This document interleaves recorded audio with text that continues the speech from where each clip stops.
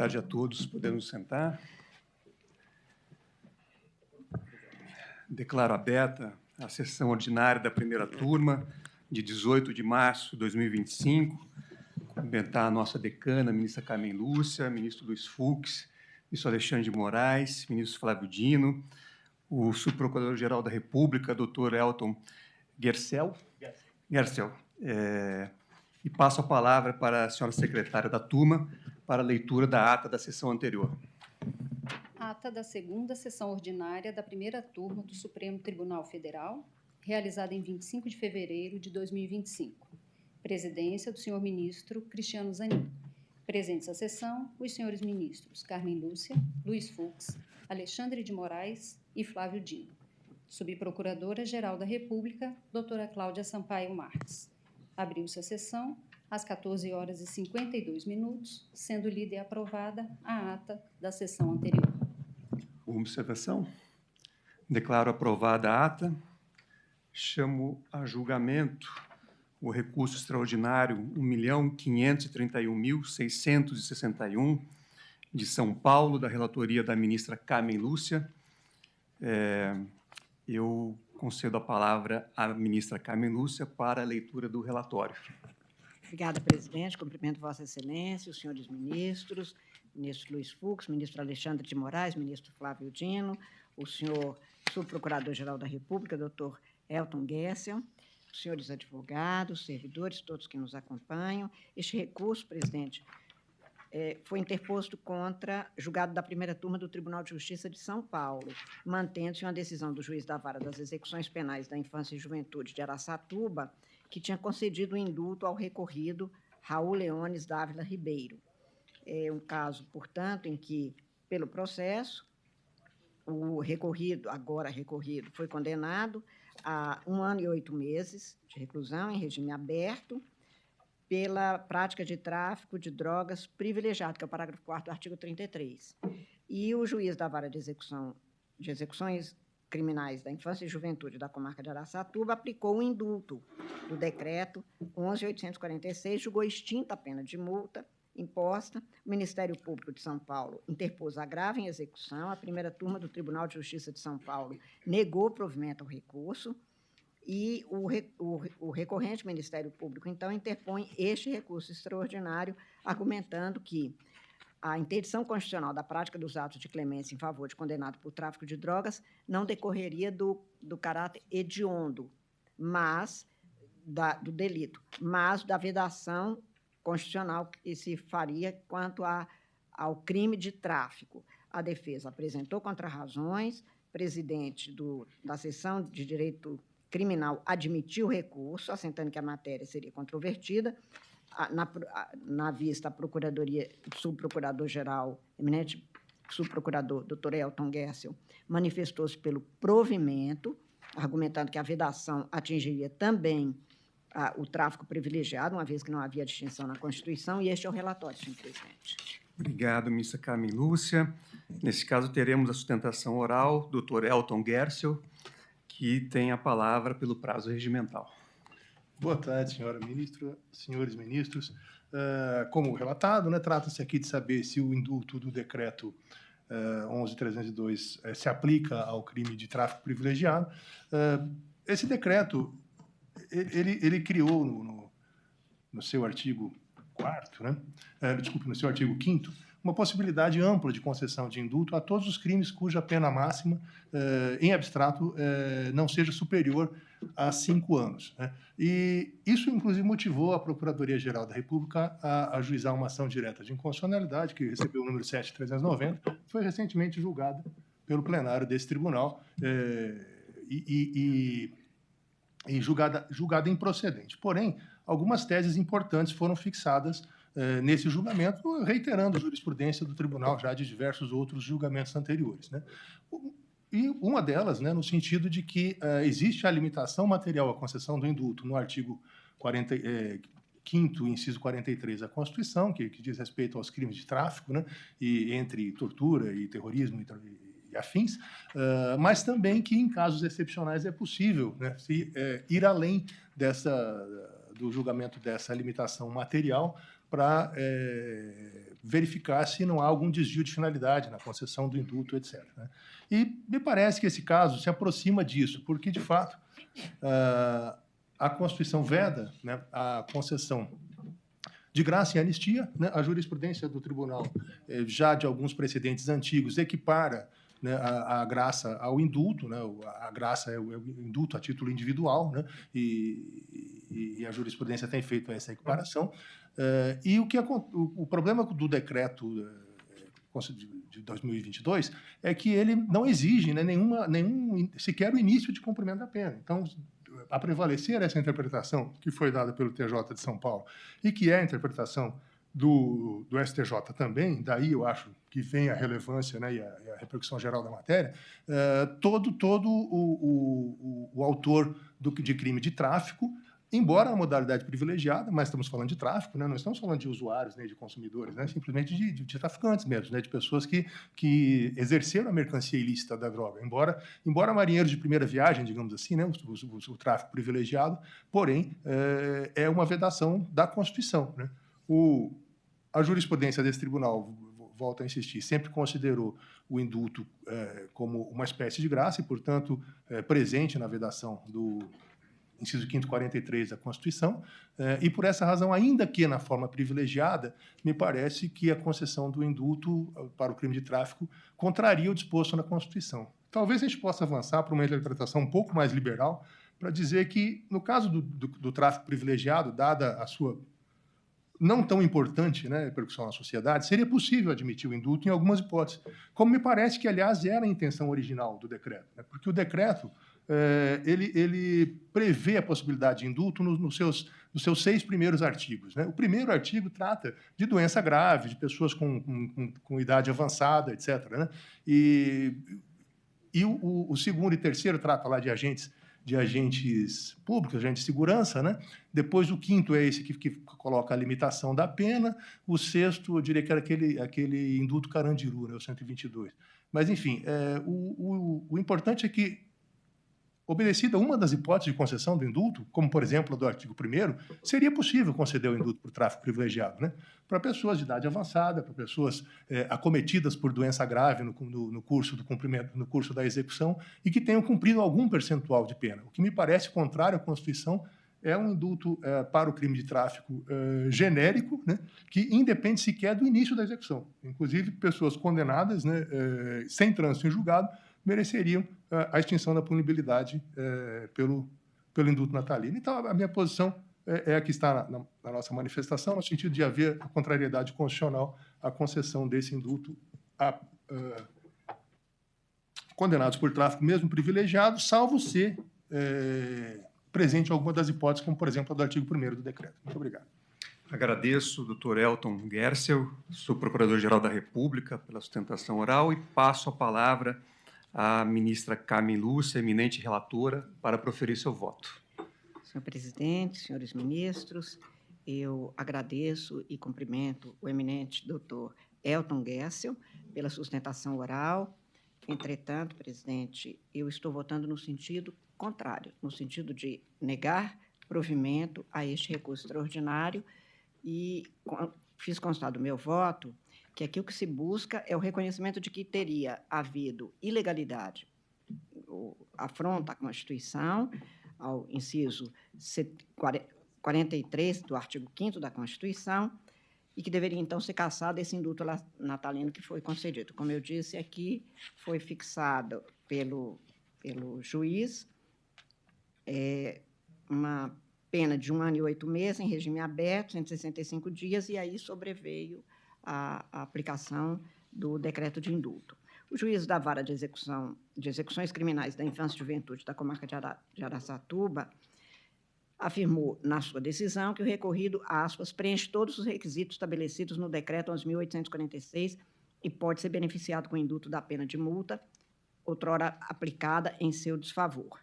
E aí, no agravo em execução penal, a primeira Câmara de Direito Criminal manteve essa decisão, concluindo que a norma em questão estabeleceu um critério objetivo para a concessão do indulto natalino, que é o de que a pena de multa não supere o valor mínimo para o ajuizamento de execuções fiscais de débito com a Fazenda, cumprindo a notar que, embora a benesse não alcance os crimes tipificados no caput, no parágrafo 1º do artigo 33 da Lei Antitóxicos, é possível a concessão do benefício na hipótese prevista no parágrafo 4º do referido artigo, que não consta do rol impeditivo do Decreto 11.846, de modo que o agravado fazia mesmo jus à concessão do indulto. Estou transcrevendo também a emenda do acórdão e fazendo constar que o presidente da República, ao conceder o indulto, esbarraria apenas neste inciso 43 do artigo 5º da Constituição. A lei considerará crimes inafiançáveis insuscetíveis de graça ou anistia, prática de tortura, tráfico ilícito de entorpecentes e drogas afins. E, portanto, no exercício de competência privativa, o presidente da República fez expedir o decreto 11.846, de 2023, e ali transcrevo também o dispositivo para afirmar que foi concedido indulto coletivo às pessoas condenadas à pena de multa, desde que não superado o valor mínimo para o ajuizamento de execuções fiscais, como foi analisado pelo juízo. Na ação direta de inconstitucionalidade 5874, questionavam-se dispositivos de concessão de indulto pelo presidente da República no decreto 9246 de 2017, o Supremo Tribunal Federal julgou improcedente aquela ação e assentou não caber ao Poder Judiciário impor limitações ao indulto, além das previstas expressamente na Constituição. Estou transcrevendo, ministro Alexandre, uma passagem do voto que Vossa Excelência, então, proferiu, exatamente, e fazendo, inclusive, a remissão doutrinária para concluir no sentido de que não seria possível transferir redação de indulto para o Supremo Tribunal Federal, de maneira que, a cada nova edição do presidente da República, este tribunal passasse a reanalisar o mérito do decreto e as demais opções realizadas. E é o que se tem neste caso também. Por isso, nessa passagem do voto que transcrevo, o ministro concluiu exatamente no sentido de que não se vislumbra, afirma ele, o desrespeito às necessárias proporcionalidade, justiça e adequação entre o mandamento constitucional, artigos 5º, 43 e 84, 12 da Constituição, e o decreto de indulto, exatamente como se tem neste caso também. O tráfico de drogas na modalidade privilegiada não consta do rol do artigo 1º do decreto 11.846, limita-se à inaplicabilidade do ato normativo ao crime de tráfico de drogas previsto no caput no parágrafo 1º do artigo 33, nos artigos 34 a 37 e 39 da Lei 11.343. Também estou fazendo constar do voto, presidente, que ao julgar a medida cautelar na ação direta de constitucionalidade 2795, este Supremo Tribunal Federal pronunciou-se sobre a inconstitucionalidade da concessão de indulto a condenados por crimes hediondos e, sendo relator, então, o ministro Maurício Correia, se dizia exatamente que esta limitação era uma limitação que restringia a atuação até do Poder Judiciário de criar novas restrições. Também no habeas corpus 111, 118, 533, que fui relatora, o Supremo assentou que o tráfico de entorpecentes privilegiado, artigo 33, parágrafo 4º da Lei 11.343 de 2006, portanto, não se harmoniza com a hediondez do tráfico de entorpecentes definido no caput no parágrafo 1º do artigo 33 da Lei de Tóxicos. E aí transcrevo passagem do meu voto exatamente nesse sentido. Na espécie, consideradas as decisões do juízo de origem do Tribunal Estadual, a condenação como incurso no parágrafo 4º do artigo 33 da lei, que não impediria a concessão de indulto natalino, nos termos, portanto, do inciso 17 do artigo 1º do inciso 10 do artigo 2º do decreto 11.846, não se comprova nenhuma ilegalidade praticada na decisão recorrida. É certo que, no inciso 43 do artigo 5º da Constituição, o crime de tráfico de entorpecentes é insuscetível de graça ou anistia, mas resguardados toda a legislação e neste complexo de normas que cuidam do assunto no que se refere ao indulto. Por isso, alguns dos ministros deste Supremo Tribunal Federal, em variadas decisões, têm mantido a interpretação sistêmica para a concessão de indulto presidencial para o crime de tráfico privilegiado, quando cumpridos todos os requisitos da norma, por não se tratar de crime hediondo, Estou dando como exemplos o recurso extraordinário 1.128.580, relatado pelo ministro Luiz Fux, por exemplo, do ministro Barroso, o recurso extraordinário 991.265, do ministro Gilmar Mendes, o recurso extraordinário 971.369, pelo que não vislumbro qualquer ilegalidade no acórdão recorrido, e eu estou, portanto, votando no sentido de negar provimento ao recurso extraordinário, presidente. A eminente relatora nega provimento ao recurso. Como vota o ministro Flávio Dino? Senhor presidente, eu, examinando as alegações e os fundamentos, de um lado do Ministério Público, de outro da eminente relatora, e só pesando um e outro, considero que, à vista dessa razoável controvérsia, não há dúvida, deve prevalecer a deferência àquilo que a Constituição expressamente determina. Nós estamos no território da individualização da pena e da proporcionalidade. E esse não é um juízo que compita exclusivamente ao Poder Judiciário. Como nós bem sabemos, a individualização da pena é feita pelo Poder Judiciário a partir de uma moldura axiológica lançada pelo legislador. E, nesse caso, pelo legislador constituinte, que expressamente indica que certas condutas, como a ação de grupos armados, civis e militares contra a ordem constitucional e o Estado democrático, na dicção do inciso 44 do artigo 5º, assim como também este que nós estamos a tratar, merece uma reprovabilidade mais alta, de modo que não enxergo até aqui razões para que nós possamos substituir essa vontade, a meu ver, muito nítida, por outra leitura. E, de fato, o inciso 43 em questão, ele, como nós sobejamente conhecemos, trata de crimes hediondos, mas também em preceitos, em expressões separadas, a tortura, o tráfico de entorpecentes, drogas afins, terrorismo, etc. A Lei 8.072 vai na mesma direção, assim como também precedentes bastante antigos do tribunal. Precedentes do ministro Gilmar,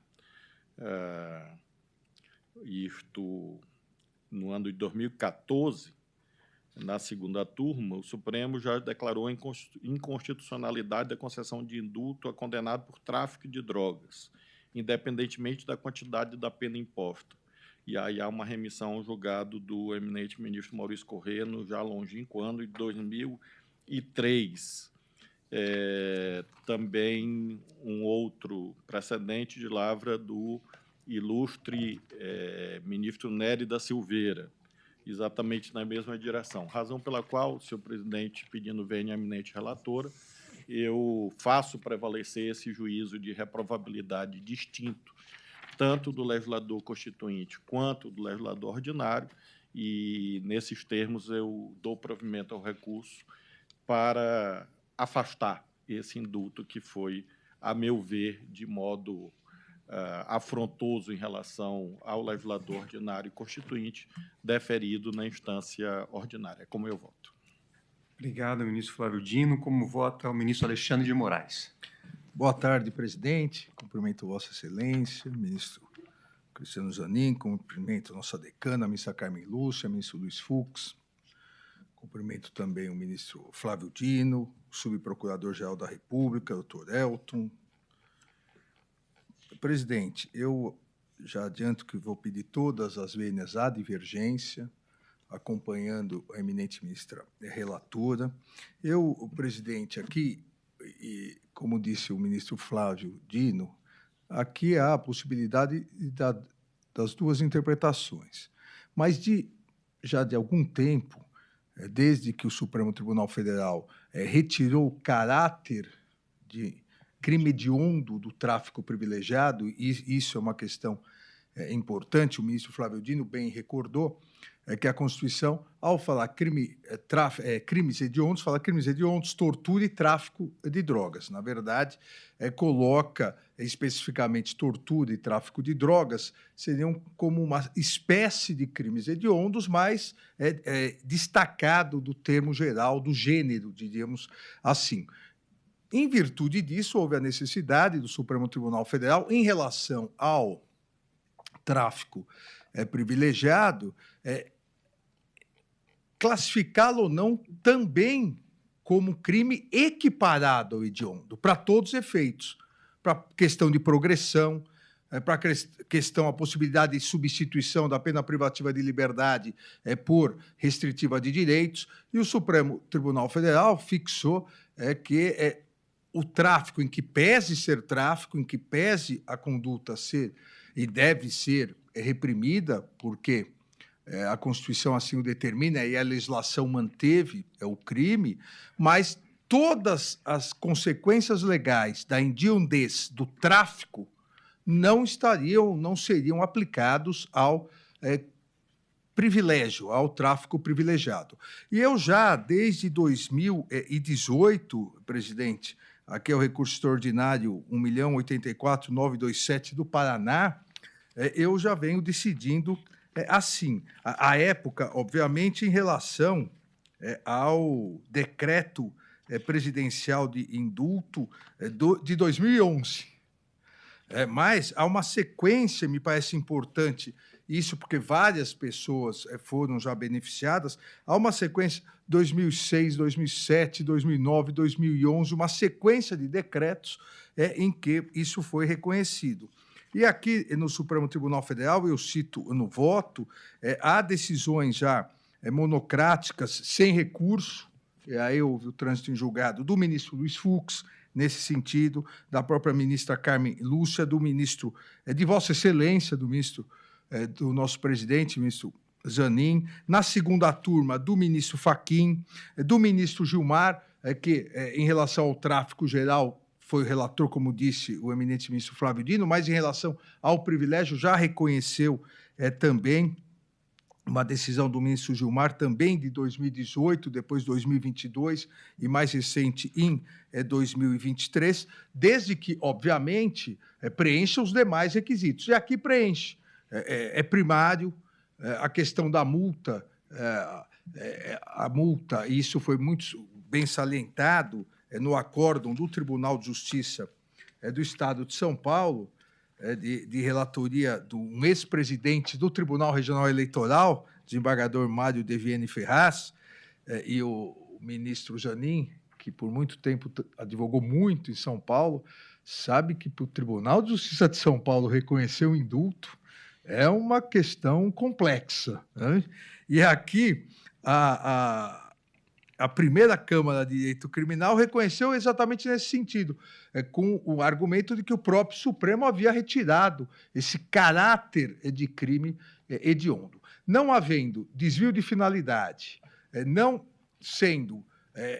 estando presentes as limitações expressas e implícitas à concessão de indulto ou graça que esse Supremo Tribunal Federal, em duas ações diretas, uma delas citadas pela ministra Carmen, inclusive, com um trecho do meu voto, reconheceu que aí sim o judiciário pode analisar o excesso, a inconstitucionalidade, o desvio de finalidade, não havendo, nesse caso, e já tendo em outras oportunidades reconhecendo essa possibilidade, pedindo vênia novamente a divergência, acompanho a relatora. Agradeço, ministro Alexandre de Moraes. Como vota o ministro Luiz Fux? Senhor presidente, saudando Vossa Excelência, o eminente subprocurador-geral da República, o doutor Elton Guerra, e nossos eminentes integrantes, a pessoa da ministra Carmen Lúcia, que é a nossa decana. Eu relembro que a Constituição Federal ela não reclama só a interpretação literal, ela também reclama uma interpretação teleológica sistêmica. Então, aqui, evidentemente, a lei, no inciso 43, impedia, efetivamente, esse indulto em razão de equiparar o tráfico de entorpecentes, no sentido genérico, a delitos hediondos. E o Supremo Tribunal Federal, que é o guardião da Constituição, entendeu que o tráfico privilegiado não é um crime hediondo. De sorte que o próprio Supremo Tribunal Federal mitigou essa diferença entre tráfico privilegiado e o tráfico, vamos dizer assim, usual, de grande quantidade, na hora mesmo em que estabeleceu a gramatura. Certamente, esses traficantes de tráfico privilegiado de outrora vão ser enquadrados naquela nossa jurisprudência que os exonera dessa figura gravosa. Por outro lado, até paradoxal, porque no caso aqui o indulto atingiu uma pena de multa, né? Mas nós estamos julgando algo que é um recurso que vai criar um precedente. Então, em razão exatamente de toda essa evolução jurisprudencial do Supremo Tribunal Federal, entendo proporcional essa concessão do indulto e peço vênia, divergência, e acompanho o eminente relator. Agradeço, ministro Luiz Fux, e também eu, pedindo vênia, a divergência aberta pelo eminente ministro Flávio Dino, estou acompanhando a eminente relatora, pelos fundamentos que já foram aqui expostos, farei juntada de voto escrito, indicando, inclusive, diversas decisões nessa mesma linha que já foram proferidas aqui de longa data, reconhecendo que o tráfico privilegiado é, sim, passível de indulto dentro do poder discricionário do presidente da República. Então, também eu estou aqui negando o provimento ao recurso extraordinário, de forma que proclamo o resultado. A turma, por maioria, negou o provimento ao recurso extraordinário, nos termos do voto da relatora, vencido o ministro Flávio Dino. Chama a julgamento o mandado de segurança 40.048 do Distrito Federal, da relatoria da eminente ministra Carmen Lúcia, para quem passo a palavra para o relatório. Obrigada, presidente. Reitero os cumprimentos a Vossa Excelência, aos senhores ministros, subprocurador-geral e também para os senhores advogados. Este é um mandado de segurança que teve requerimento de medida liminar, que foi impetrado por Hélio de Moura Melo Filho, contra, aspas, ato do Conselho Nacional de Justiça, na posse do excelentíssimo senhor ministro Corregedor-Geral de Justiça do Trabalho, Luiz Felipe Vieira de Melo Filho, atuando com delegação de poderes outorgados pelo Corregedor Nacional de Justiça, ministro Mauro Campbell. Fecho aspas, e o impetrante informa que estaria em tramitação no TRT da 8ª Região uma ação anulatória acumulada com obrigação de fazer e tutela de urgência, proposta pelo Sindicato da Indústria de Confecções em Geral do Estado do Pará e outros contra a Federação de Indústria do Estado do Pará e José Conrado Azevedo Santos. Ali teria sido proferida uma sentença julgando improcedente a ação, sendo certo que a 4ª turma do Egrégio 8º Regional reformou a decisão, conforme acórdão respectivo, anulou as reuniões extraordinárias ocorridas em tal data, as alterações estatutárias do regulamento eleitoral, anulou a eleição de 16/12/2022 e a posse em 28 de agosto de 2023, com a destituição dos eleitos, instituída em sede de tutela de urgência junta governativa para convocar e realizar novas eleições da entidade. Noticia que, no mesmo dia 4 de outubro de 2024, em que recebeu o mandado de cumprimento de tutela de urgência, a Federação, já com a prévia intenção de ladear a ordem judicial e efetivamente deixar de cumpri-la, protocolou pedido de suspensão de liminar ou antecipação de tutela número tal, a fim de obter a concessão de efeito suspensivo ao acórdão, originário daquela ação. Diante da inadequação, a pretensão da FIEPA foi indeferida pela vice-presidência do Egrégio TRT da 8ª Região. Assevera que, em razão da decisão judicial na reclamação tal, o impetrante Hélio de Moura Melo Filho, na condição de integrante da chapa Renovar, foi empossado como presidente da junta governativa da FIEP.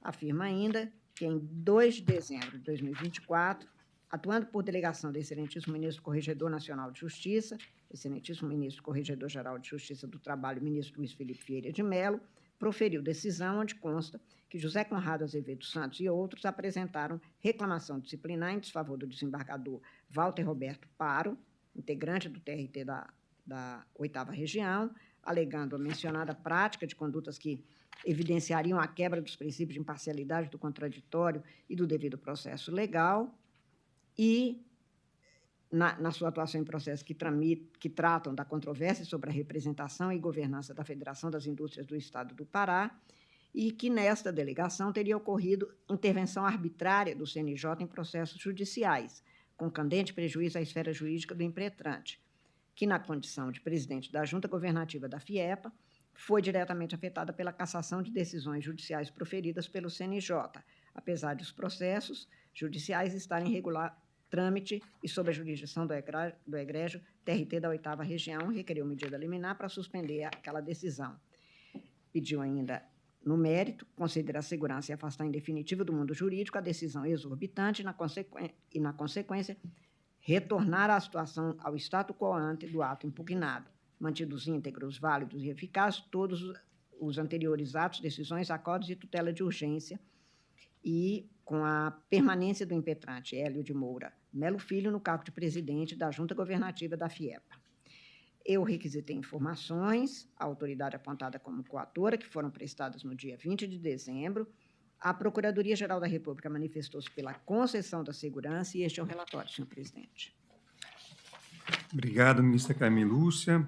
Apresentado o relatório, eu passo a palavra ao doutor Antônio Cândido Barra Monteiro de Brito, advogado do impetrante, que fez a sua inscrição para a sustentação oral e terá o tempo regimental de 15 minutos para a sua sustentação oral.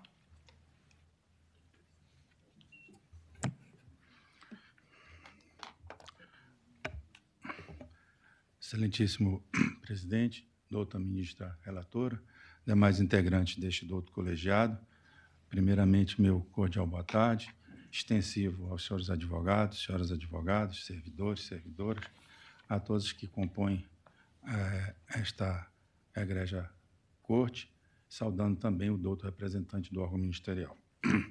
Como bem relatado pela ilustre ministra Carmen Lúcia, na origem, trata-se de intervenção anômala do Conselho Nacional de Justiça em desfavor do impetrante. E essa intervenção anômala, ela já foi, em seguidas oportunidades, reconhecida pelo Colendo Supremo Tribunal Federal em inúmeros precedentes, desde o ministro Sepúlveda Pertences, Gilmar Mendes, Celso de Mello, Ricardo Lewandowski, Marco Aurélio, Dias Toffoli, André Mendonça, e, recentemente, por essa própria primeira turma no julgamento do MS 38.447. Nesse julgamento específico, da lavra do eminente ministro Alexandre de Moraes, há um realce importante relacionado a um julgamento anterior do plenário, da lavra do ministro Celso de Mello, esclarecendo: o Conselho Nacional de Justiça qualifica-se como instituição de caráter eminentemente administrativo, não dispõe de atribuições funcionais que lhe permitam, quer colegialmente, quer mediante atuação monocrática de seus conselheiros, ou ainda do Corregedor Nacional de Justiça, fiscalizar, reexaminar, interferir ou suspender os efeitos decorrentes de atos de conteúdo jurisdicional emanados de magistrados e tribunais em geral, sob pena de, em tais hipóteses, a atuação administrativa do referido órgão estatal revelar-se arbitrária e destituída de legitimidade jurídico-constitucional. Pois bem, em linhas gerais, seria essa a posição sedimentada nesta Corte Suprema, e o que fez o senhor ministro, atuando por delegação do ministro Mauro Câmbio? Ele simplesmente veio e, por meio de uma atuação indevida, ele simplesmente atropelou todo um trâmite que se baseava e que se originava de uma corte que estava num pleno exercício do seu poder jurisdicional. Ou seja, o exercício da jurisdição que vinha sendo levado a efeito pelo TRT da 8ª Região foi simplesmente atropelado, despraçado, com um agravante. Qual o agravante? O agravante que existia a tutela de urgência concedida pelo colegiado da 4ª turma, e essa tutela de urgência, soberanamente decidida pelo colegiado, foi objeto simplesmente de atropelo. Ela foi, com uma canetada, simplesmente colocada de lado por uma decisão administrativa. Ora, esse tipo de situação, por óbvio, extrapola a competência do Conselho Nacional de Justiça.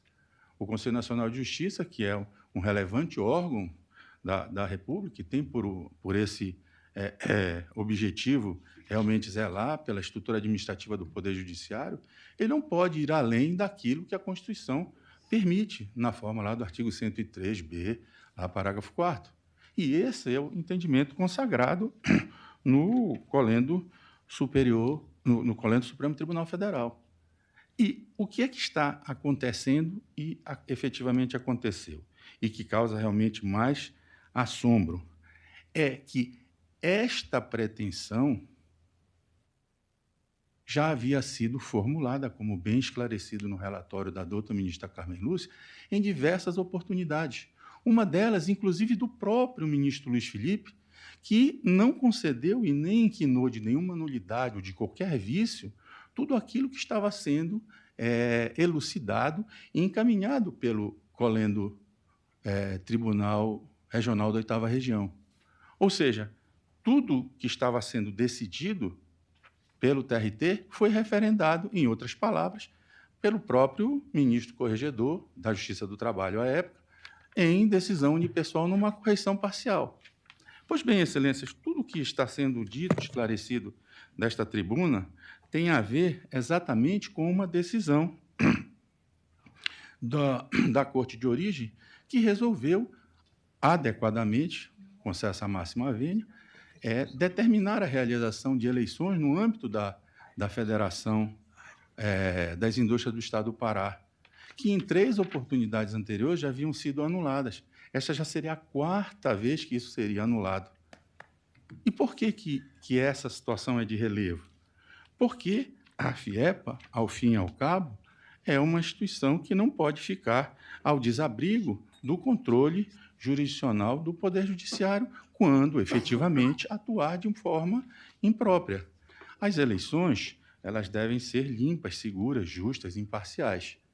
E foi exatamente o que não aconteceu.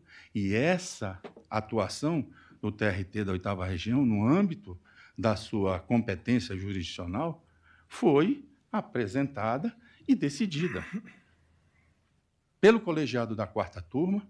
Posteriormente, essa decisão foi objeto de embargo de declaração. Posteriormente, as partes inconformadas apresentaram, como bem colocado pela doutora ministra relatora, diversas medidas, todas elas rejeitadas pelo colegiado. Então, o que veio a ocorrer? Em uma reclamação disciplinar, o CNJ vem e diz assim, olha, isso tudo que estava acontecendo aqui, isso aqui está tudo errado. Isso aqui não vale mais nada. O que vale é o que eu estou decidindo. Suspende tudo, tira lá o senhor Hélio da presidência da junta governativa, tudo isso está suplantado, está superado, e é isso. Suspende-se os processos, resolve-se tudo com essa circunstância. E aí, excelências, é nessa questão que a gente tem uma circunstância que assusta, que atemoriza o impetrante, certamente trará a reflexão de vossas excelências. Com esta conectada, me permitam, a um só turno foram afastadas, mutiladas, as competências do CNJ previstas na Constituição Federal, que são restritas, as previsões constitucionais que asseguram o devido processo legal e as garantias de processo, as garantias de independência e autonomia do TRT da 8ª Região enquanto integrante do Poder Judiciário, os inúmeros precedentes do Colégio Superior do Supremo Tribunal Federal, que não são desconhecidos, certamente, de ninguém, principalmente daqueles que atuam nos órgãos superiores, relativamente à impossibilidade de interferência do CNJ em decisões jurisdicionais, os precedentes do próprio CNJ, que são convergentes à decisão do Supremo Tribunal Federal, que também impedem a atuação do CNJ em assuntos jurisdicionais, e as garantias de observância da efetividade das decisões jurisdicionais originárias lá do TRT. Ou seja, tudo isto que aconteceu é lamentável, é triste, mas, acima de tudo, é ilegal. E esses efeitos nefastos, eles não se circunscrevem unicamente à esfera jurídica do impetrante. Eles têm um alcance ainda maior, porque eles têm o condão de alargar uma competência que o CNJ não tem, mas, e principalmente, eles causam um prejuízo à Federação das Indústrias do Estado do Pará a partir do momento em que é impedida a realização de eleições determinadas pelo colegiado. E é isso que está, ao fim e ao cabo, nesta impetração. E a indagação que se faz com todas as vênias é qual a dificuldade de fazer eleições lá no âmbito da FIEPA, se o colegiado já havia soberanamente decidido essas circunstâncias e, mais, já havia repelido as insistentes tentativas da própria FIEPA de intervir de modo diverso, recusando embargo de declaração, depois recusando suspensão de segurança, recusando pedido de suspensão de medida cautelar, recusando até o próprio TST esse tipo de situação. Pois bem, excelências, todas essas peculiaridades desse caso, elas convergem a uma única situação, que a atuação efetiva do CNJ não foi correta. E mais, percebam, vossas excelências, a extensão daquilo que ocorreu. É evidente que o CNJ, sendo o órgão superior da administração, qualquer medida ou qualquer decisão que venha de lá, por óbvio, ela causa, em relação a um tribunal, um temor reverencial por conta da magnitude que é o CNJ.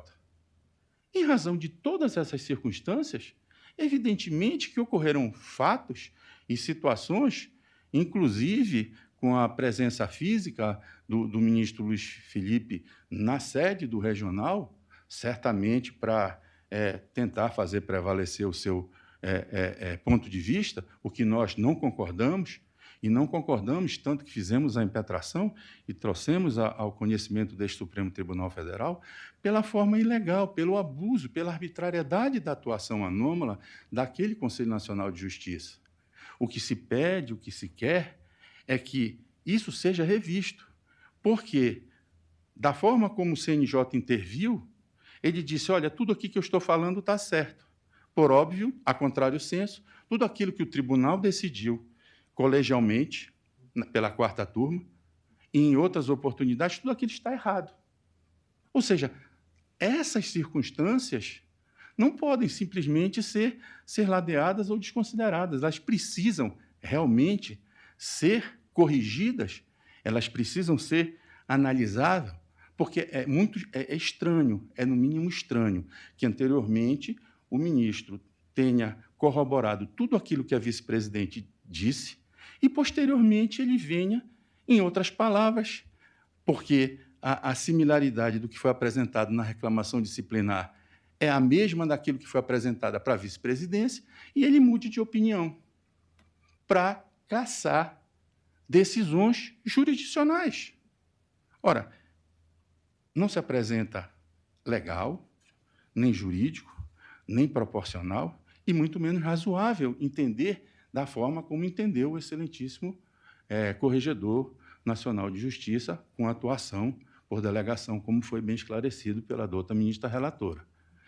Enfim, excelências, tudo que se pede, que se pleiteia, que se busca nessa impetração, não seria nada mais, nada menos do que o cumprimento da Constituição, do artigo 103b, parágrafo 4º, das decisões reiteradas desta colenda Corte, que não permitem a atuação extravagante do CNJ em assuntos jurisdicionais, corretamente decidindo assim, diga-se de passagem, e também as próprias decisões do CNJ, que convergem para as decisões que emanam dessa Suprema Corte.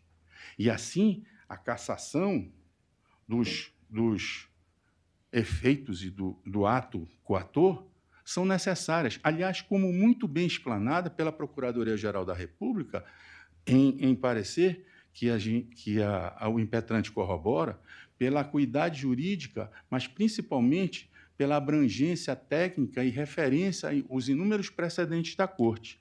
E, nesse sentido, agradecendo a paciência de Vossas Excelências, mas principalmente rogando a esta colenda Corte que conceda a segurança, que efetivamente vá ao encontro daquilo que é necessário e preserve a jurisprudência do tribunal, cassando a decisão exorbitante, determinando o retorno ao status quo ante da decisão extravagante do CNJ, tornando sem efeito todo e qualquer ato posterior que venha em sentido diverso daquilo que anteriormente existia, pois assim tem-se a certeza que, concedida a segurança, o Estado Democrático de Direito realmente prevalecerá e as decisões judiciais soberanas das Cortes também prevalecerão. E, nesses termos, se pede o deferimento. Muito obrigado, senhores ministros e senhora relatora. Agradeço ao doutor Antônio Cândido Barra Monteiro de Brito e devolvo a palavra à eminente relatora, a ministra Carmen Lúcia, para proferir o seu voto.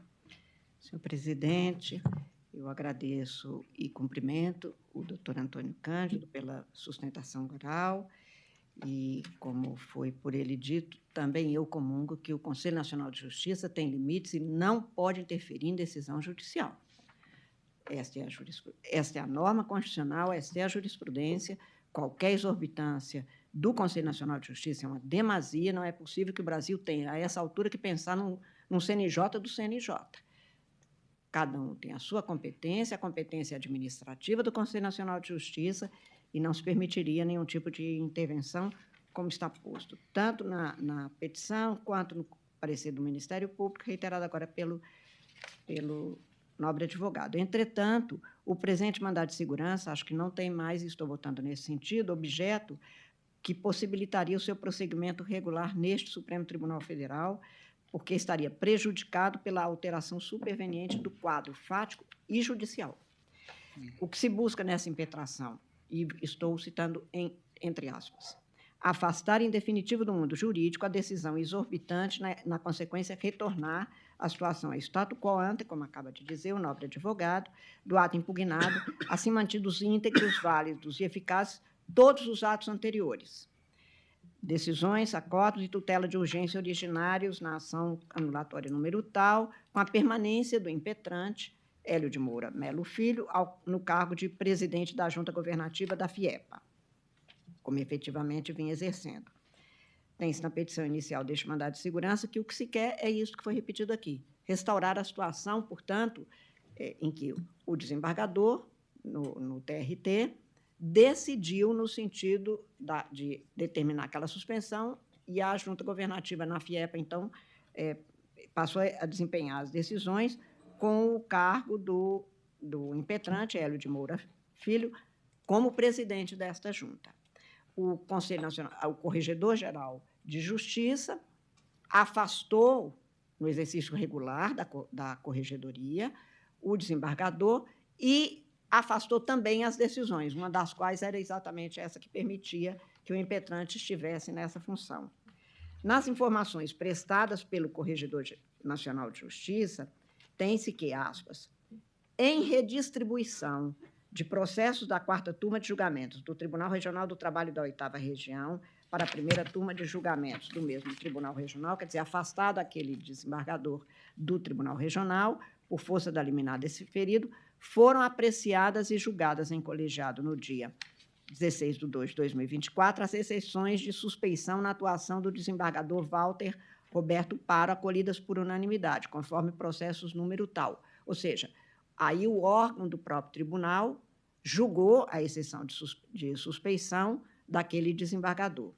A 1ª turma do Tribunal Regional do Trabalho acolheu aquela exceção de suspeição para, aspas, declarar suspeito o excelentíssimo desembargador Walter Roberto Paro, anulando todos os atos por ele praticados, inclusive o acórdão do qual foi prolator, para que nova decisão seja deferida. Desse ciência, a 1ª Vara de Trabalho de Belém, tudo conforme os fundamentos. Aí foi o próprio Tribunal Regional que, então, afastou aqueles atos, não mais a decisão do corregedor. Não mais subsiste, assim, na minha compreensão, a decisão que se pretende restabelecer pela presente via, pelo que caracteriza-se, portanto, perda de objeto da impetração. Estou citando numerosos casos neste mesmo sentido, por exemplo, o agravo no mandado de segurança 34.220, relatado pelo ministro Ricardo Lewandowski, o mandado de segurança 27.739, em agravo da relatoria da ministra Rosa Weber, nos quais a conclusão foi no sentido da superveniência de situações, de circunstâncias relevantes para a definição da controvérsia, levando ao prejuízo da impetração. E, no meu voto, eu analiso o que aconteceu aqui, independente de ter havido este prejuízo. Houve uma interpretação do Conselho Nacional de Justiça, da Corregedoria do Conselho Nacional de Justiça, no sentido de que haveria, por parte daquele desembargador, Walter Roberto Paro, uma reclamação disciplinar instaurada contra ele, prática de condutas que, aspas, evidenciariam a quebra dos princípios da imparcialidade, contraditório, devido processo legal, descumprimento do Código de Ética da Magistratura Nacional, na atuação em processos que tratam da controvérsia sobre a representatividade e governança da FIEPA. Essas condutas teriam ocorrido na reclamação número tal e foram elas que levaram à posse do ora impetrante. O Corregedor-Geral de Justiça, o ministro Mauro Campbell, determinou a remessa dos autos da reclamação disciplinar ao Corregedor-Geral de Justiça do Trabalho, que determinou o afastamento do desembargador. Até aqui, a constitucionalidade da medida não me parece duvidosa.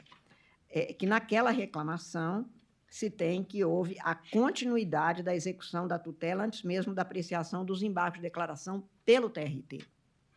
E isso também teria gerado outra nulidade.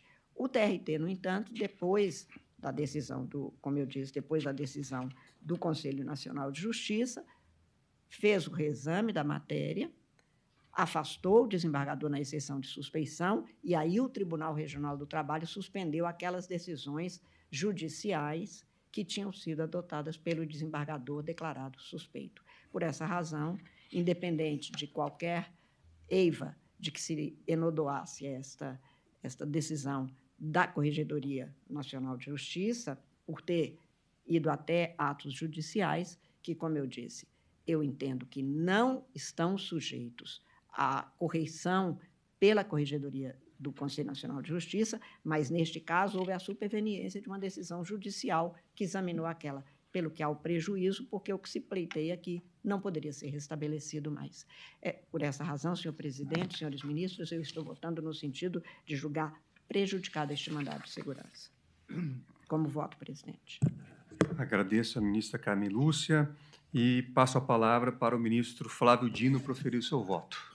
Senhor presidente, nobres pares, saúdo novamente a todos, ao Ministério Público, à advocacia e aos presentes. Em 1977, o Congresso Nacional foi fechado pela última vez pela ditadura militar, no chamado Pacote de Abril. De todos nós aqui, quem eu creio que lembra disso é o ministro Fux. Eu também. Minha memória não está ruim, presidente. Eu fiz questão de ressalvar Vossa Excelência disto. Mas, nesta ocasião, foi criado o Conselho Nacional da Magistratura, antes da LOMAN de 79. Isso fez com que, em face dessa origem espúria, na Assembleia Nacional Constituinte de 87 a 88, a manutenção desse conselho fosse refutada. E, de fato, esse órgão resultou extinto no processo constituinte. Em 1992, o então deputado Hélio Bicudo e, posteriormente, em 1995, o deputado Zé Genuíno, aí eu já lembro mais ou menos, porque era magistrado, propuseram emendas constitucionais propondo novamente este debate quanto à criação desse conselho. E, desde então, na ocasião, magistrado de primeiro grau, e sucessivamente ocupando várias funções, passei a defender a recriação em outras bases, evidentemente, afastando problemas pretéritos deste órgão. Portanto, desde sempre tenho defendido o advento desse órgão que, inclusive, a cada dia infirma as profecias mais catastrofistas que se faziam preternitamente quanto à sua desnecessidade. Muitos diziam que seria um órgão que sobraria no sistema constitucional brasileiro. Infelizmente, dia a dia, os fatos mostram o diametralmente oposto. Ou seja, não há dúvida a essas alturas que, em face do elevadíssimo nível ou número de fatos desabonadores praticados por poucos, é verdade, mas com ampla repercussão, a existência do CNJ é, além de útil, imprescindível. Por isso, com essa moldura, tive a honra de ser o primeiro secretário-geral do Conselho Nacional de Justiça, como juiz auxiliar da presidência do Supremo, na gestão do eminente e mestre meu pessoal, ministro Nelson Jobim, quando lá conheci o ministro Alexandre como conselheiro da sua primeira composição. Portanto, decorridos 20 anos, posso afirmar que me insiro entre aqueles que, desde o nascedouro, desde a gênese, defendiam e defendem a existência do CNJ. Nós estamos vendo atos jurisdicionais que desbordam da legalidade. O eminente presidente dessa turma, ministro Zanin, é relator, inclusive, de algumas ações que mostram a relevância desse conselho, desse controle mais alto em relação às práticas jurisdicionais. E vemos também, ministra Carmen, uma criatividade administrativa, sobretudo em temas remuneratórios, que é algo que constrange o Poder Judiciário. Porque nós temos uma moldura constitucional e no Estatuto da Magistratura, na Lei Orgânica da Magistratura, que a cada dia em zigue-zagues hermenêuticos, infelizmente, driblada essa moldura. Em afronta, não é, ministro? Não apenas a magistratura, a ética da magistratura, as normas constitucionais, mas, principalmente, um avanço contra o direito que o cidadão tem de saber a cada servidor público, que é o que nós somos, juízes, quanto se paga, qual é a remuneração, por que se paga e qual é a base legal, sem nenhum subterfúgio. A verdade remuneratória foi estabelecida na Constituição de 1988 como uma regra que compõe o regime jurídico, os princípios do regime jurídico de todo agente público e de todo servidor público.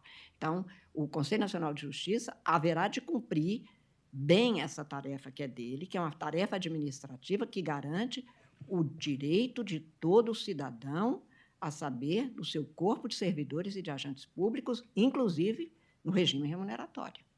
Eu incorporo, ministra Carmen, com muito gosto a sua observação, porque se presta exatamente a uma lembrança imprescindível, qual seja, lamentavelmente, isso não é restrito, inclusive, à magistratura. Nós vemos esses saltos ornamentais, hermenêuticos, em outras carreiras jurídicas, no Ministério Público, na advocacia pública, nos tribunais de contas, inclusive. Situação essa que merece algum tipo de exame mais acurado pelas instâncias de controle e, evidentemente, pelos tribunais, quando for o caso. Faço essas observações para dizer que reconheço como imprescindível o Conselho Nacional de Justiça e, por isso mesmo, defendo que ele se adstrinja ao seu plexo de competências fixado na Constituição. Não se trata, portanto, de negar a legitimidade ou criticá-lo de modo desarrazoado, mas sim de dizer que, exatamente em razão de tudo quanto dito quanto à sua essencialidade, penso que há uma fronteira que não pode ser ultrapassada, atinente justamente aos conteúdos dos atos jurisdicionais. Por isso mesmo, me associo, ministra Carmen, às suas observações, inclusive, neste caso, quanto à conclusão, uma vez que, se é certo que o Conselho Nacional de Justiça não poderia ultrapassar a temática disciplinar para, como se fosse um consectário lógico, reformar uma decisão judicial de um órgão colegiado, de um tribunal, por outro lado, é certo que agora não podemos nós, em sede de mandado de segurança, rever per saltum atos jurisdicionais praticados pelo Tribunal Regional, como a eminente relatora acabou de descrever. Me parece, portanto, que a saída preconizada pela ministra Carmen Lúcia, ilustre relatora, é a mais adequada, no sentido de registrar essa circunstância fática, anômala, no exercício da competência do CNJ, porém, reconhecer a superação do quadro empírico que levou à impetração e não conhecer do mandado de segurança por perda de objeto. Obrigado, ministro Flávio Dino. Como vota o ministro Alexandre de Moraes? Cumprimento novamente Vossa Excelência, presidente. Cumprimento também o doutor Antônio Cândido Barra Monteiro Brito pela sustentação oral. Presidente, também acompanho, já adianto que acompanhei a eminente relatora. Aqui, em que pese essas duas discussões, e eu começo pela segunda, obviamente me parece prejudicado o mandato de segurança, porque há uma nova decisão judicial, e essa nova decisão judicial ela é passível de impugnação pelos meios recursais normais que a legislação prevê. Agora, a questão de fundo, diríamos assim, é uma questão importantíssima e que merece, em um determinado momento, uma análise detalhada. O eminente ministro Flávio Dino recordou de 2005, quando atuamos juntos, eu como conselheiro, ele bem mais velho, né, era assessor do ministro Jobim, ele meses mais velho, meses e meses mais velho, e eu representando a Câmara dos Deputados à época, na primeira composição do CNJ. E há casos em que, e esse foi um dos casos, veja, há casos em que, se o CNJ verifica que uma decisão judicial foi dada de forma parcial, no sentido de dolosamente infringindo os deveres éticos da magistratura, da LUMAN e a própria lei, favorecer alguém. Isso é uma questão disciplinar. Não adianta nada, ou de nada, adiantaria afastar o prolator daquela decisão e manter a decisão. Na verdade, uma questão é consequência lógica da outra. E todos aqui concordamos que o Conselho Nacional de Justiça não pode se miscuir na questão jurisdicional. Mas se verifica que não é o caso, um determinado caso que se comprova que um determinado magistrado aceitou propina para dar uma decisão e se afasta, a decisão é válida. Então, essa é uma questão que precisa ser melhor analisada pelo próprio CNJ. Uma coisa é a interferência, essa interferência é absolutamente inconstitucional, não é possível, do Conselho Nacional de Justiça em matéria jurisdicional. Outra coisa são as consequências da legítima atuação do Conselho Nacional de Justiça na sua matéria correcional e disciplinar. Mas, como a eminente relatora disse, e o ministro Flávio Dino já acompanhou, nesse caso, o prejuízo me parece o mais correto, por já existir uma nova decisão judicial. É assim que voto, presidente. Agradeço o ministro Alexandre de Moraes e passo a palavra ao ministro Luiz Fux para proferir seu voto. Muito obrigado, senhor presidente, que eu já saudei o procurador, os colegas integrantes. Eu queria adotar aqui, excepcionalmente, o estilo sabatinador do ministro Flávio Dino e perguntar ao eminente advogado, o integrante do CNJ interveio pessoalmente, foi ao local do tribunal? Sim, Excelência. No dia do julgamento da exceção de suspeição, que a ministra colocou, o ministro corregedor da Justiça do Trabalho estava em Belém e ele determinou fechamento de corredores, determinou fechamento de gabinete. Do direito do trabalho. Isso. Não, foi do CNJ. Não foi do CNJ. Não, está esclarecido. Não, só para lhe dizer, ele atuando por delegação do CNJ. Então, no dia do julgamento da exceção de suspeição, ele estava no colegiado, ele estava no tribunal, ele providenciou uma série de situações que é público e notório. Inclusive, ele foi ao colegiado, ele foi ao tribunal sem agenda. Ele foi sem agenda. Estou esclarecido. Pois não, Excelência. Inadequada a postura do magistrado. Agora, aqui, gostaria também de destacar esse aspecto que o ministro Alexandre tocou. Isso é uma questão muito delicada. Eu reconheço que o trabalho do O CNJ é um trabalho magnífico, porque é um trabalho que diz respeito à ideologia democrática da nossa Constituição. A sociedade, a composição é muito heterogênea, a sociedade controla o Poder Judiciário na esfera administrativa. E aí relembrou, Vossa Excelência, o passado. Aliás, ministro Alexandre, como destacou o ministro Dino, não é tão diferente assim. Vossa Excelência foi conselheiro do século passado, foi isso? Ainda no começo do século. Não, nesse século. O CNJ 2005. o Nesse CNJ século. Por 5 anos. Nesse século. O CNJ foi criado nesse século. É uma instituição Não, escapou deste por século. 5 anos. Não é porque eu me lembro uma vez de uma cerimônia que o vice-presidente Temer disse para o presidente que assumiu que conhecia ele desde o século passado. Aí eu queria diminuir essa distância de Vossa Excelência para dizer que não é tão amazônica assim, essa distância entre Vossas Excelências. Mas, então, eu tive a oportunidade de presidir o CNJ. E, num determinado caso, ocorreu esse fato que coloca essa linha limítrofe do poder do CNJ. Numa sexta-feira à noite, eu recebo uma reclamação.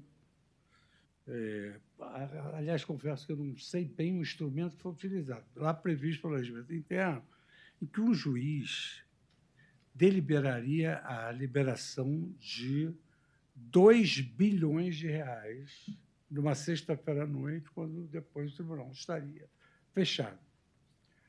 Bom, havia também um resíduo de falha funcional. E aí eu fiquei a imaginar exatamente isso que o ministro Alexandre se referiu.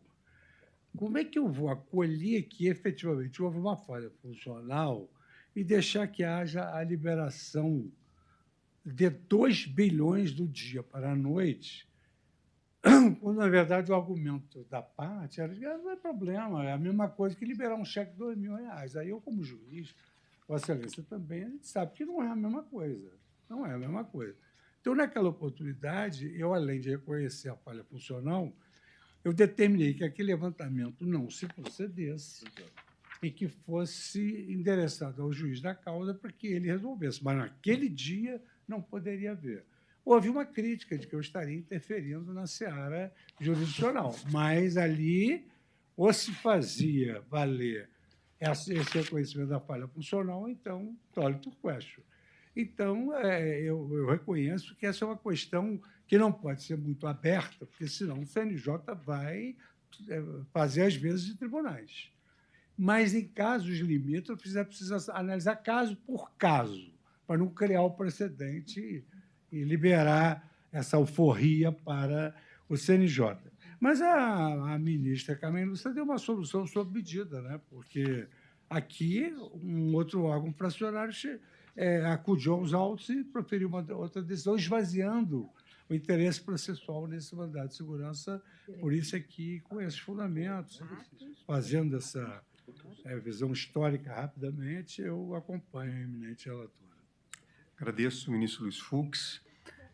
Também eu, nesse caso, estou acompanhando a eminente ministra Carmen Lúcia, nossa decana, em virtude do registro de que a decisão que se busca restabelecer já foi anulada pelo órgão jurisdicional competente.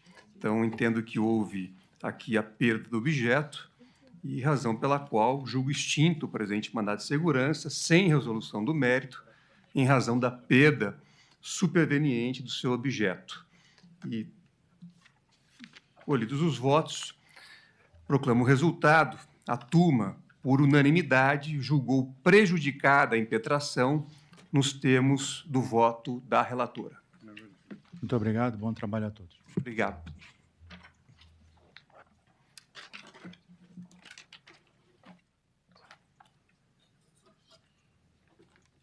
Aqui eu iria chamar agora a petição 11.573 da relatoria da eminente ministra Carmen Lúcia, mas acredito que Vossa Excelência está indicando a retirada de adiamento.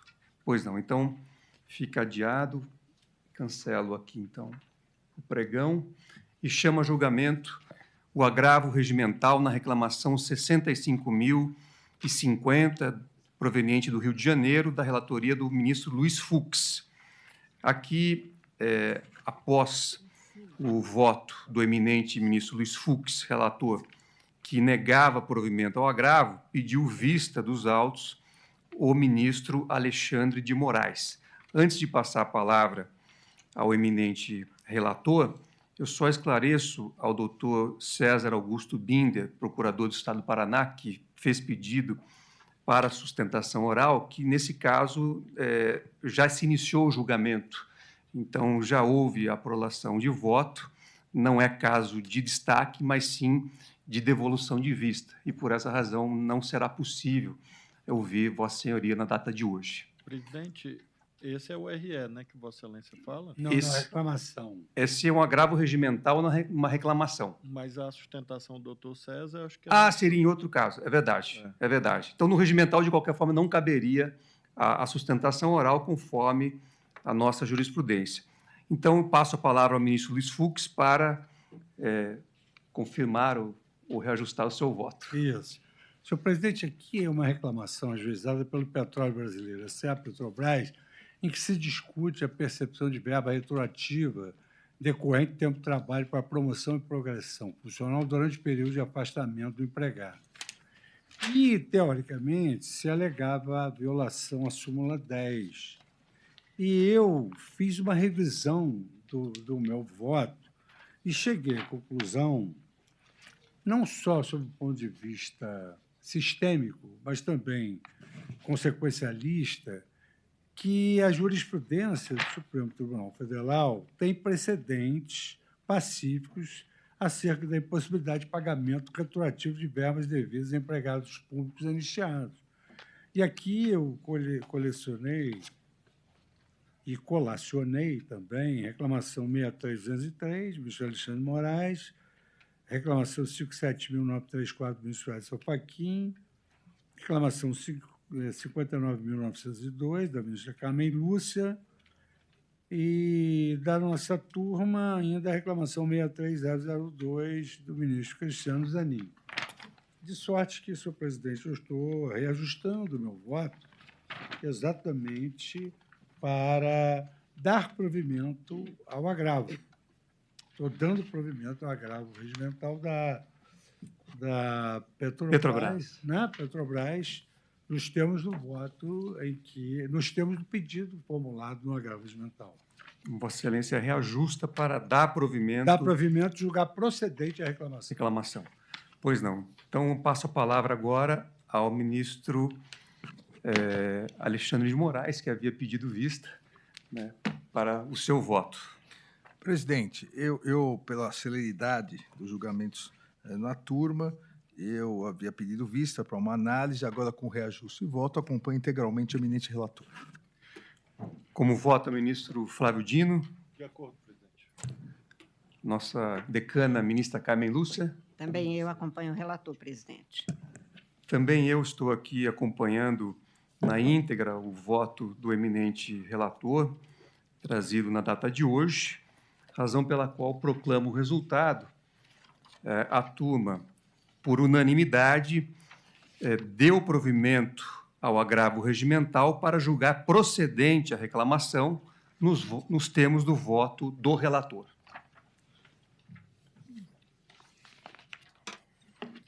Chama a julgamento o recurso extraordinário 1.467.145, proveniente do Estado do Paraná, da relatoria do eminente ministro Flávio Dino. Aqui, nesse caso, é o que eu fazia referência anteriormente, que o eminente procurador do Estado do Paraná pediu a sustentação oral, mas que, infelizmente, não poderemos ouvi-lo nessa oportunidade, porque o julgamento já foi iniciado. Então, aqui temos a seguinte situação. Após o voto do ministro Flávio Dino, relator, que dava provimento ao recurso extraordinário para reformar o acórdão recorrido, pediu vista dos autos o ministro Alexandre de Moraes. Então, eu passo aqui a palavra ao eminente relator, ministro Flávio Dino, para confirmar ou reajustar o seu voto.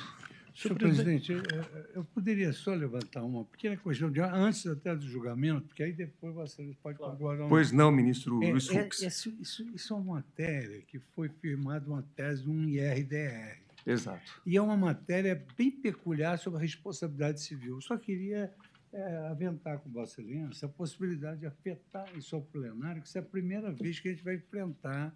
Isso é uma questão diferente um pouco sobre o que nós já afirmamos em termos de responsabilidade civil do Estado, né? Então, eu só queria que Vossa Excelência eventualmente avaliasse isso. Ministro Alexandre de Moraes, tem a palavra. Presidente, pegando esse gancho do ministro Fux, eu pedi vista para analisar principalmente a questão do arquivamento onde se reconhece uma excludente de ilicitude, porque, diferentemente de outros arquivamentos na área penal, aqui se reconheceu excludente de ilicitude, o exercício regular, o estrito cumprimento do dever legal dos policiais. O tribunal entendeu não afetaria o campo civil no tocante à indenização, e a tese proposta pelo eminente ministro Flávio Dino, realmente, e com essa análise, e a minha ideia é também propor no outro item, acabaria ampliando o que nós decidimos no plenário. Eu também, gostaria de deixar claro, apesar de ter pedido vista, que concordaria com a afetação ao plenário, se o ministro Flávio Dino assim entender. É que no tema 1055, que foi julgado no plenário, dizia respeito a um jornalista que participava de uma manifestação. Isso. Aqui são os manifestantes. Terceiro mesmo. Isso, aqui um terceiro, manifestação. exatamente. Operação. Aqui são os manifestantes. Isso. Operação num protesto. Aí essa questão tem um desenlace... A Operação Centro Cívico. Tem um desenlace influente. De fato, é um tema de altíssima repercussão e interage, no certo sentido, com o tema 1055, que versava sobre imprensa. E eu me baseei exatamente nesse tema para considerar que não é possível, como fez o egrégio Tribunal de Justiça do Paraná, afastar a regra constitucional do 37, parágrafo 6º, que foi, na prática, o que foi feito na medida em que a vítima tem que comprovar a danosidade. Às vezes é uma prova diabólica. Neste caso, é mais do que diabólica. Eu diria que realmente diabólica no sentido de, além de ser nociva, ela é impossível, né? Por isso que eu disse, uma prova... Sim, como tecnicamente se diz. E eu mantive essa visão que o tribunal tem no tema 1055. A despeito da imensa repercussão do caso em si, né? Caso muito controvertido no Paraná e até nacionalmente, eu, eminente ministro Fux, considero que a questão jurídica não tem essa complexidade toda, mas realmente não é um ponto fundamental para mim. Pode julgar na turma, pode julgar no plenário.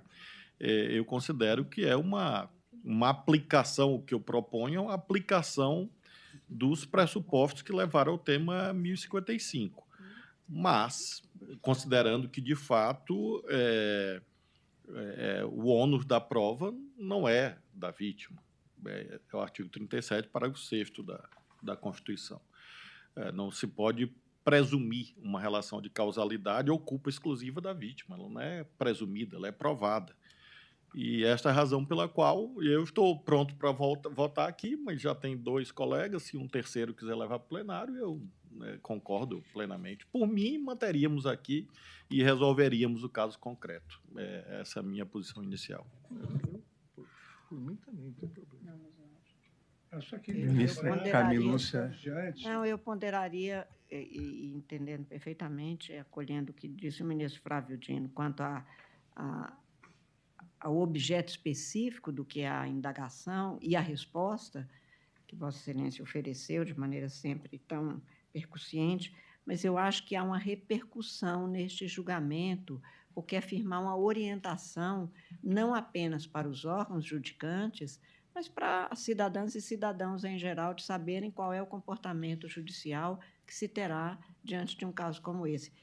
Até mesmo porque Vossa Excelência ofereceu uma tese que me parece extremamente importante nesta matéria de responsabilidade. Então, se o ministro relator entende que não há dificuldade em levar para o plenário, acho que isso teria uma importância para o tribunal, porque o que nós queremos é, pelo menos, que nessas teses, presidente, haja uma pacificação de temas e uma segurança de quem vai interpretar e aplicar.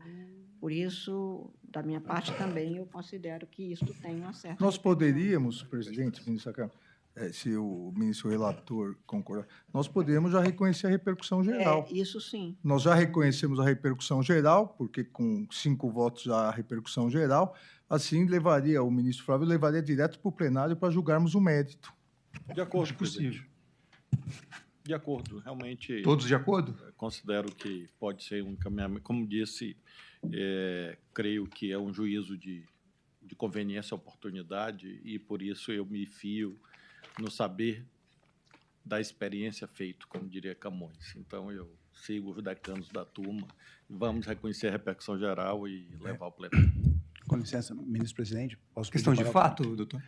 É só por uma questão até de poupar, eventualmente, a questão de levar ao plenário, porque existe uma preliminar de não conhecimento do recurso extraordinário por uma deficiência na preliminar de repercussão geral, que é algo e que, ao modo de ver do Estado do Paraná, compromete, porque a preliminar é completamente desfundamentada, não tem nada acerca da preliminar de repercussão geral. É só para que algo que seria objeto também lá do futuro embate de declaração lá no plenário. Agradeço. Obrigado. Agradeço, doutor César Augusto Binder. Todos de acordo, então, com afetação ao plenário, com repercussão geral? Até porque, presidente, nós podemos, ex officio, reconhecer a repercussão geral. E seria assim que eu me pronuncio, adaptando à vontade da turma e, portanto, a submissão já com a repercussão geral reconhecida, uma vez que o fundamento para não julgar na turma é exatamente a existência da repercussão geral. Então, seria uma contradição insolúvel se nós dissermos que vamos examinar a preliminar, se estamos dizendo diametralmente oposto, com todo respeito ao eminente advogado. Então, proclamo o resultado. A turma, por unanimidade, deliberou afetar ao plenário o julgamento do presente recurso, por indicação do ministro relator, reconhecida a repercussão geral. Chama a julgamento o agravo regimental no recurso extraordinário 1.501.763, procedente do Rio Grande do Sul, da relatoria do ministro Alexandre de Moraes. Aqui faço um rápido resumo do histórico do julgamento. Após o voto do ministro Alexandre de Moraes, relator que negava provimento ao agravo interno, pediu destaque o ministro Flávio Dino. Então, como se trata de destaque, eu passo a palavra ao ministro Alexandre de Moraes para o seu relatório e voto. Obrigado, presidente. Presidente, há vários recursos extraordinários ao longo desses anos que vêm tratando desse caso. Aqui se questiona a recepção da norma. Aqui se questiona a recepção da norma na parte final do inciso 4º do artigo 7º, que veda a vinculação, na verdade, a recepção da norma de 1966, né, 4.950-A, em relação ao artigo 7º, inciso 4º, que veda a vinculação do salário mínimo para qualquer finalidade.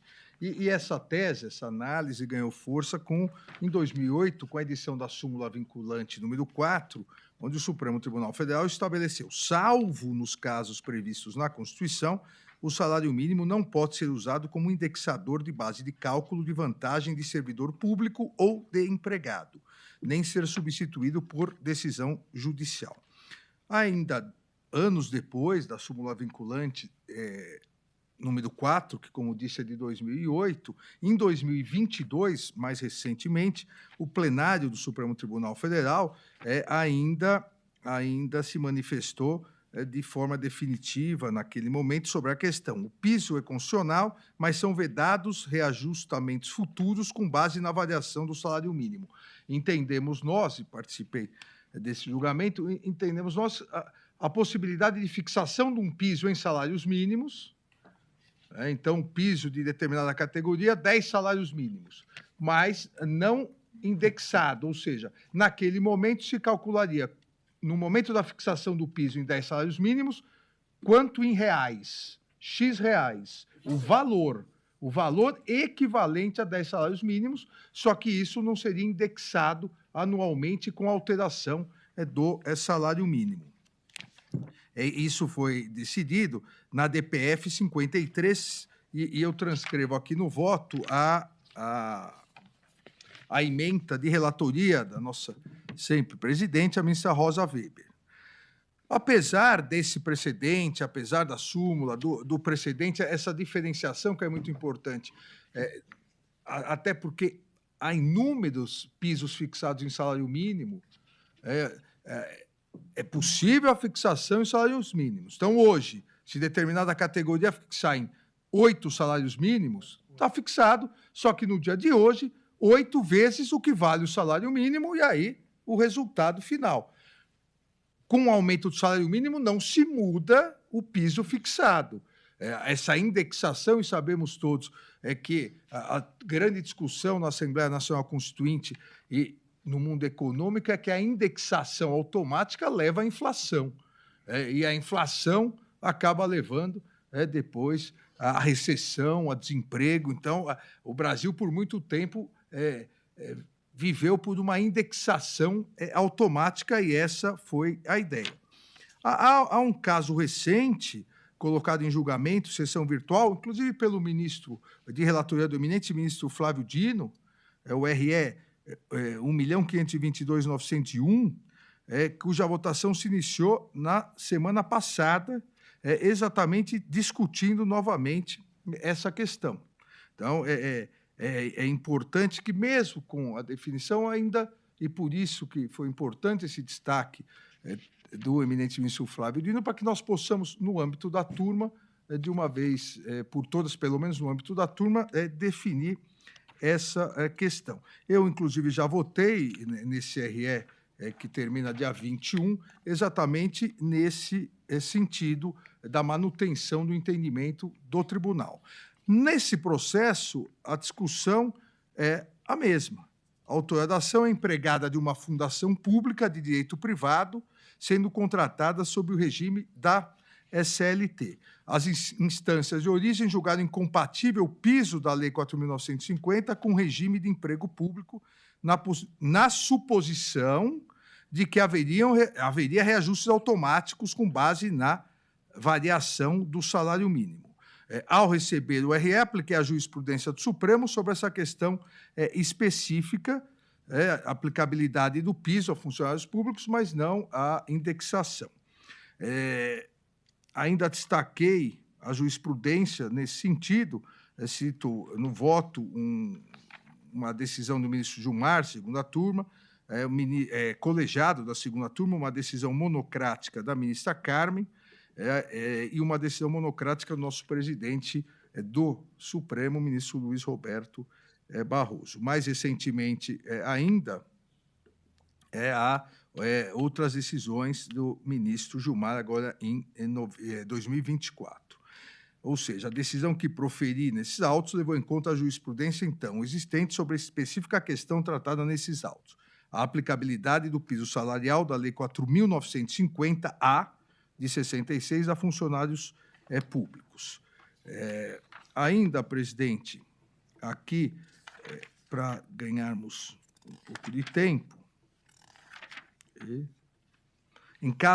num caso bem semelhante ao presente, também a Corte confirmou o acórdão recorrido que entendera que o piso salarial previsto na Lei 4.950 não se aplica aos empregados públicos do Departamento de Águas e Energia Elétrica de São Paulo, uma autarquia de São Paulo. Essa decisão é de 17 de maio de 2022. Ainda da eminente ministra Carmen Lúcia, de relatoria da ministra Carmen Lúcia, mas da primeira turma, uma decisão nesse sentido de 24 de fevereiro de 2023. Me parece, então, que o acórdão está em consonância com a jurisprudência da Corte, razão pela qual deve ser mantido. Eu nego o provimento ao agravo interno. Obrigado, ministro Alexandre de Moraes. Passo a palavra ao ministro Flávio Dino, que destacou este recurso aqui para a nossa sessão presencial.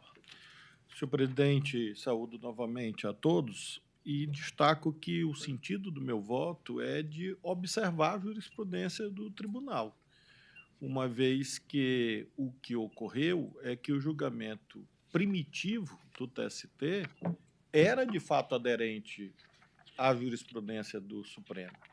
Posteriormente, em sede de embargo de declaração, o TST modificou o julgamento em desconformidade com a jurisprudência do Supremo e faço a leitura de ambos os julgados. O que primitivamente a 8ª turma do TST decidiu? Exatamente o que o Supremo decidiu, que acaba de ser resumido pelo eminente ministro Alexandre. Leio, abre aspas, nos termos da orientação jurisprudencial 71, da seção de direitos dissídios individuais, 2, é constitucional o piso salarial fixado pela Lei 4.950/66, vírgula, repetindo a jurisprudência do Supremo, desde que não utilizado como parâmetro para fixação de correção automática de salário pelo reajuste do salário mínimo. Foi isso que o Supremo decidiu. Ocorre que, em sede de embargo de declaração, leio, o TST disse algo que o Supremo nunca disse. O que o TST disse? Abro aspas. Lei 4.950/66. Inaplicabilidade. O Supremo nunca disse isso. O servidor público contratado pelo regime da CLT submete-se às regras constitucionais que prevêem a necessidade de prévia dotação orçamentária e autorização em lei específica, etc. Friso, diz o TST, motivo porque é inaplicável o salário profissional previsto na Lei 4.950. O nosso precedente, de lavra da minha ilustre antecessora, e esta foi uma razão que me motivou ao destaque, que é a DPF 53, relatora ministra Rosa Weber, não diz isso. O plenário do Supremo, leio a ministra Rosa votando. O piso salarial dos empregados públicos contratados. Essa é a hipótese, rigorosamente igual ao dos autos.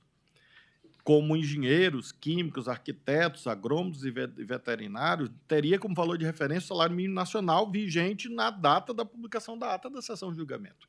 Então, o que o Supremo fixou foi esta desindexação aludida pelo ministro Alexandre, com a qual eu concordo em acatamento ao precedente do plenário. Mas o Supremo nunca disse, e, a meu ver, nem poderia dizer, que a Lei 4.950 seria inaplicável aos empregados públicos contratados. Então, creio que o primeiro julgado no TST foi aderente à DPF 53, e disso não se extrai diferença, nada desse tipo. Isso foi enfrentado no Supremo.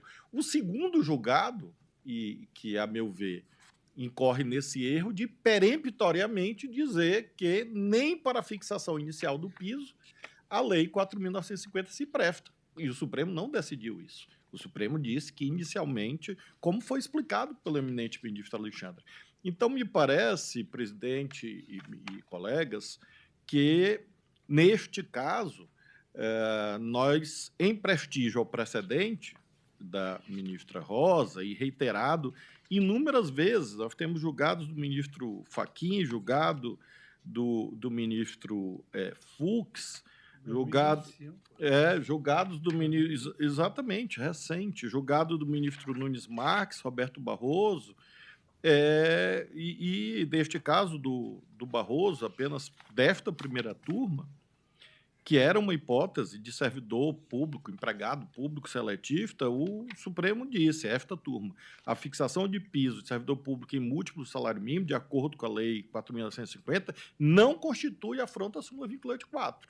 Então, creio que o TST, no segundo julgamento de sede de embargo de declaração, de fato, desbordou do precedente do plenário, razão pela qual, com todo respeito ao eminente ministro Alexandre de Moraes, eu mantenho a Mas- divergência, sempre frisando a minha crença no diálogo produtivo, que mostra que, a meu ver, nem há diferença entre o que Exato. Sua Excelência disse e Na- o que eu disse. Na verdade, ministro Flávio, nós estamos falando a mesma coisa. O que ocorre é que, se nós analisarmos as decisões, parecem contraditórias, mas o pedido, veja, qual é o pedido e qual seria a consequência da alteração da decisão? O pedido, e aí que é a questão, o pedido estou aqui com um recurso extraordinário, reconhecer piso salarial de 8,5 salários mínimos por ocasião de sua admissão. Salário esse, qual salário? Trazido para hoje, 8,5 salários mínimos, que esse, além disso, deve ser corrigido anualmente pelos mesmos índices previstos em negociação coletiva e já aplicados o salário. Então, na verdade, dentro do que o tribunal vem decidindo, se o pedido fosse, naquele momento, 8,5 salários mínimos, fixado o valor, esse valor, X reais, deve ser corrigido anualmente pelos índices previstos em negociação coletiva. Mas não é esse o... Eu até concordo que nós podemos decidir nesse sentido, parcialmente, procedente. Pronto. Mas Eu acho que porque a solução que eu acho que é a melhor solução, porque o pedido pede que se traga 8, salários mínimos, no valor de hoje, salário mínimo, e, além disso, aplique. Então, acho que nós podemos, até para deixar bem claro qual é a posição do tribunal e da turma, Afastar a indexação. que é a mesma posição nossa. Ótimo, é 8, salários mínimos na época da fixação, e, em relação Sim, a sim. este valor, não a 8,5, se aplica as correções. Inclusive, ministro Alexandre, neste caso, o primeiro julgamento do TST, que eu estaria restabelecendo, e agora estamos em concordância, diz exatamente isso, vírgula, desde que não utilizado como parâmetro para a fixação de correção automática. Então, o primeiro julgado do TST... O dos embargos que não isso. podem prevalecer. Isso, Então, exatamente. o provimento seria, Parcial. recurso seria para afastar porque ele está contraditando a legislação como interpretada por nós no Supremo, para se manter apenas o que é constitucionalmente reconhecido. Então, seria realmente um provimento parcial. Nós teríamos que dar, então, provimento ao agravo para dar provimento parcial ao RE, exatamente nesse sentido, de que todas as, como pede a autora, todos os índices previstos em negociação coletiva se apliquem ao valor nominal do salário fixado, do piso fixado à época em 8,5 salários mínimos, sem a indexação. Que é o voto de Vossa Excelência. Sim, eu concordo com o eminente relator. Ficaria, então, no voto, constando expressamente essa limitação. Porque o pedido não é esse. O pedido é a indexação dos 8,5 salários mínimos e mais os reajustes. Então, ficaria constando esse provimento parcial do RE nos termos do nosso voto em conjunto. O ministro Alexandre, excepcionalmente, vai escrever: desta vez o TST acertou, no primeiro julgamento. Mas errou no segundo. Para fins de proclamação, então, podemos fazer referência ao voto do eminente relator, que já trará essa limitação. Exato. Então, proclamo o resultado. Todos de acordo. Ministro Fux, de acordo.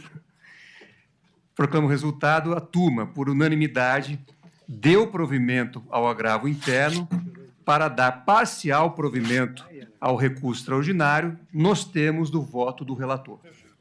Então, finalizamos a nossa pauta de hoje, não havendo mais nenhum processo para ser julgado. Declaro encerrada a sessão e desejo uma boa tarde a todos.